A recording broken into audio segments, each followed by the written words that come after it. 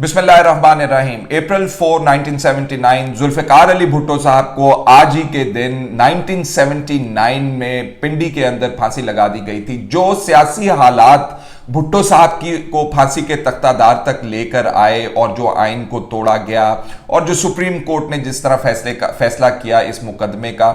बहुत सारे सबक इसके अंदर मौजूद हैं। आज के अगर सियासी मंजरनामे को आप अपने सामने रखे हुए हों, उस वक्त एक आईनी बहरान था और सुप्रीम कोर्ट के पास एक मौका था कि उस आईनी बहरान का खात्मा भी करते, भुट्टो साहब के केस को जो है वो सही तरीके से सुनते भी, और तारीख के अंदर जो उनके नाम के ऊपर सुप्रीम कोर्ट के ऊपर एक बट्टा लगा हुआ है जुडिशल मर्डर जिसको डिक्लेयर किया जाता है जुल्फिकार अली भुट्टो साहब का, वो ना होता। क्या क्या इसके अंदर सबक मौजूद है किस किस के लिए। आज जब हम सुप्रीम कोर्ट ऑफ पाकिस्तान के अंदर बैठ के समाअत सुन रहे थे तहरीक अदम एतमाद के हवाले से, जिसके अंदर कासिम सूरी साहब ने एक ऐसी रूलिंग दी जिसने आइन के एक आर्टिकल को मुअत्तल करके रख दिया, उसका केस जब हम सुन रहे थे तो हमें भुट्टो साहब का मुकदमा भी ज़हन में आ रहा था और साथ साथ हमें यह भी ज़हन में आ रहा था कि आज फिर सुप्रीम कोर्ट ऑफ पाकिस्तान के पास एक आईनी बहरान के हवाले से मौका है और सुप्रीम कोर्ट अगर चाहे तो उस हवाले से ऐसे अहकामात कर सकती है जिससे मामलात उलझने की बजाय मजीद सुलझते जा रहे हों। और जो लोग इसको बड़े करीब से देख रहे हैं वो कह रहे हैं कि टाइम बहुत जल्दी गुजर रहा है और सुप्रीम कोर्ट के पास इतना वक्त नहीं है जितना वक्त सर्व किया जा रहा है और जल्द से जल्द उन्हें कोई ऑर्डर करना होगा ताकि ये बहरान जो है शिद्दत इख्तियार ना कर रहा हो। अब इमरान खान साहब आजकल कहते हैं कि जी मेरे खिलाफ जो है वो इंटरनेशनल एक कंस्पिरेसी चल रही है। आज का दिन मैं आपको यह भी बताना चाहता हूं कि जुल्फिकार अली भुट्टो ने भी ये क्लेम किया था कि मेरे खिलाफ एक इंटरनेशनल कंस्पिरेसी है, साजिश है, लेकिन हालात उस वक्त क्या थे और इस वक्त क्या है वो भी आपके गोश गुजार करना चाहता हूं। लेकिन उससे पहले मैं जिक्र करना चाहता हूं कि जिस किस्म के हालात पाकिस्तान के अंदर इस वक्त बने हुए हैं उसमें साफ नजर आ रहा है कि आइन के एक प्रोसेस को फ्रस्ट्रेट किया गया है, सैबोटाज किया गया है, रोका गया है, रौंदा गया है। अगर आप इस प्रोसेस को आर्टिकल आइन के एक आर्टिकल को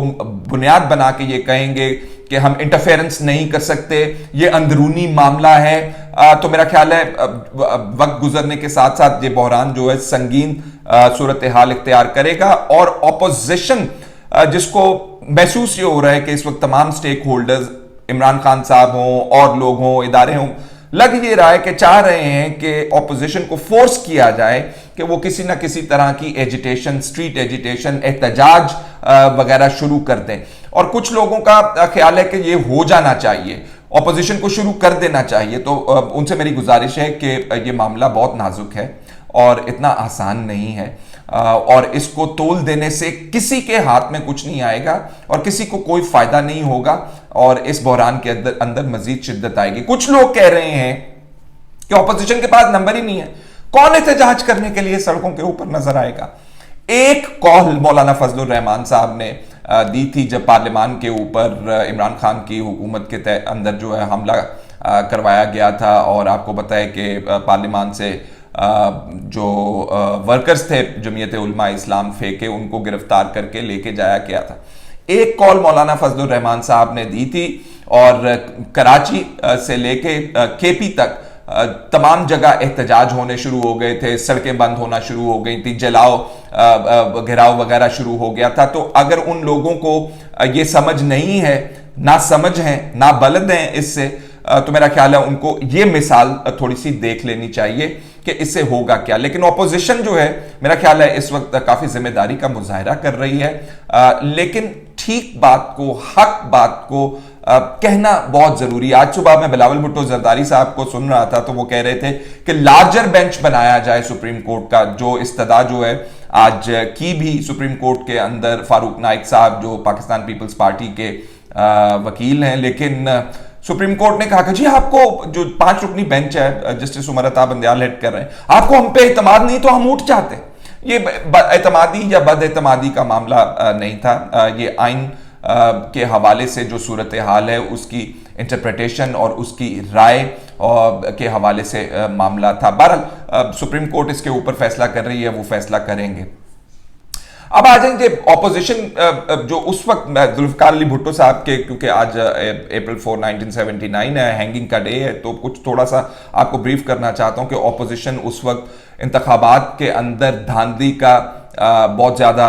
कह रही थी कि इसके अंदर धांधली हुई है और हमें जो है दीवार के साथ लगाया गया और जुल्फिकार अली भुट्टो साहब जो है वो रिजाइन करें। ये मामला तय होते होते होते इतनी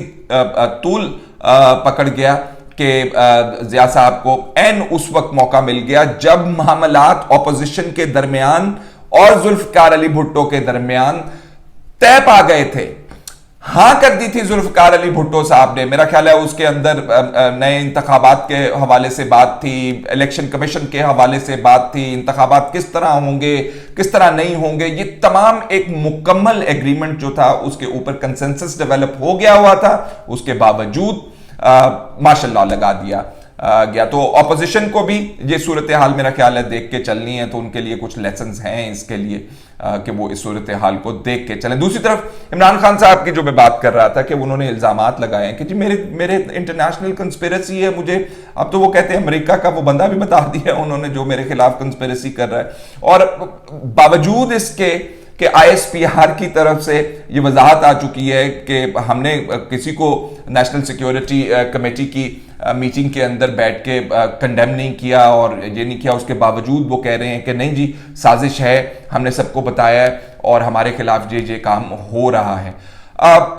जुल्फिकार अली भुट्टो साहब के साथ जब वो अपना मुआजना करते हैं तो मेरा ख्याल है कि या तो उन्हें पढ़ लेना चाहिए जुल्फिकार अली भुट्टो साहब के उस वक्त के हालात के बारे में, या उनको कोई मिसलीड कर रहा है। जुल्फिकार अली भुट्टो साहब जो इंटरनेशनल कंस्पिरेसी के हवाले से बातें करते थे, हेनरी किसिंजर की स्टेटमेंट जो है वो कोट करते थे उस हवाले से, और उस वक्त पाकिस्तान के न्यूक्लियर प्रोग्राम के फॉर्मेटिव डेज, बुनियाद जो है वो न्यूक्लियर प्रोग्राम की ले की जा रही थी। जुल्फिकार अली भुट्टो साहब निगोशिएट कर रहे थे फ्रांस के साथ कि उन्हें एटमी एक रिएक्टर की ज़रूरत है या कुछ प्रोसेसर्स वगैरह, सेंट्रीफ्यूजेस वगैरह या रिएक्टर वगैरह उन्होंने इंपोर्ट करना था, जिसको अमेरिका जो है वो मुखालफत कर रहा था और कह रहे थे कि जी आप ये काम मत करें। और दूसरी तरफ जुल्फिकार अली भुट्टो साहब बहुत सक्सेसफुली, आपको याद शायद आपने पढ़ा हो इस हवाले से कि वो डॉक्टर अब्दुल कदीर AQ खान साहब को पाकिस्तान के अंदर लेकर आए और किस तरह उनके लिए फंड्स का बंदोबस्त किया और किस तरह एक अलहदा से पूरा सेटअप जो है वो अब्दुल कदीर खान साहब के उन्होंने हवाले किया, और ऊपर से वो दिखा रहे थे पूरी दुनिया को कि नहीं जी नहीं, मैं तो निगोशिएट कर रहा हूं और मैं एटमी रिएक्टर जो है फ्रांस से मैं खरीद रहा हूं। उन दिनों की अगर आप खबरें पढ़ें या हालात पढ़ें तो आपको पता चलेगा कि निगोशिएशंस उस वक्त चल रही थी। तो ये वो सूरत हाल थी उस वक्त जुल्फिकार अली भुट्टो साहब के हवाले से, और जुल्फिकार अली भुट्टो साहब ने बाद में जो वो उनके खुद उनका कहना है कि मैंने उसको भुगता भी। अब जरा इमरान खान साहब की सूरत हाल देख लें आप। एक रशिया का दौरा,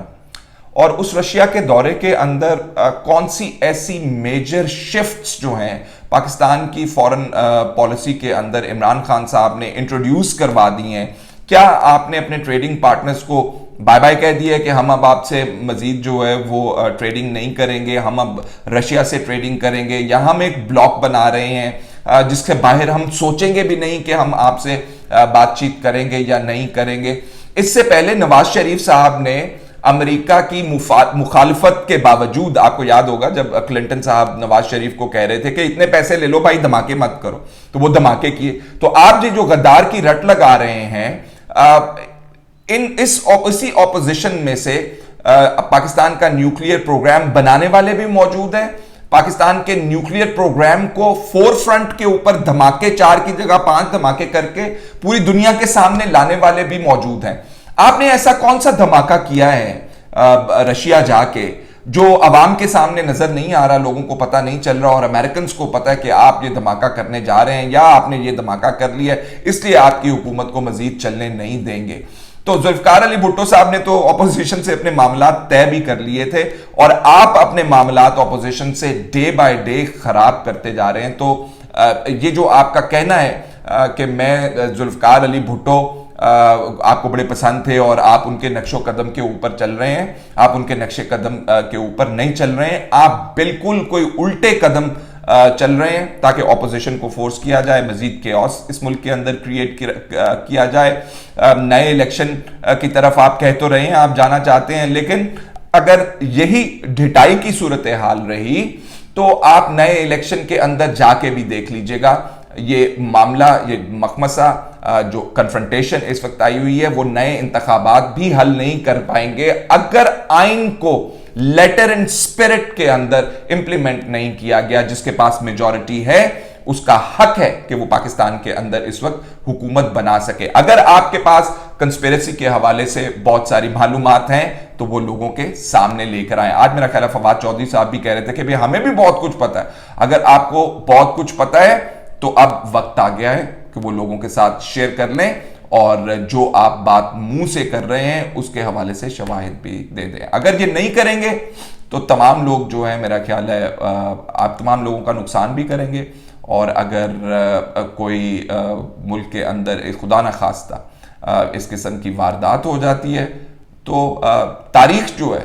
वो आपको माफ नहीं करेगी, क्योंकि अगर मुअर्रिख तारीख जब लिखेगा तो वो यही लिखेगा कि ऑपोजिशन के पास मेजॉरिटी थी, कासिम सूरी साहब ने एक गैर आईनी गैर कानूनी रूलिंग दी, एक ऐसी साजिश जिसका नामो निशान ही मौजूद नहीं था और लेटर भी जिसके अंदर डिस्प्यूट हो गया, उसको बेस बना के ये की जा रही थी। और एक ऐसा शख्स जो वजीर आजम नहीं रहा वो दोबारा वजीर आजम बन के चीजों को, मामलात को चलाने की कोशिश करता रहा। फिलहाल इतना ही, इजाजत दीजिए, अल्लाह हाफिज।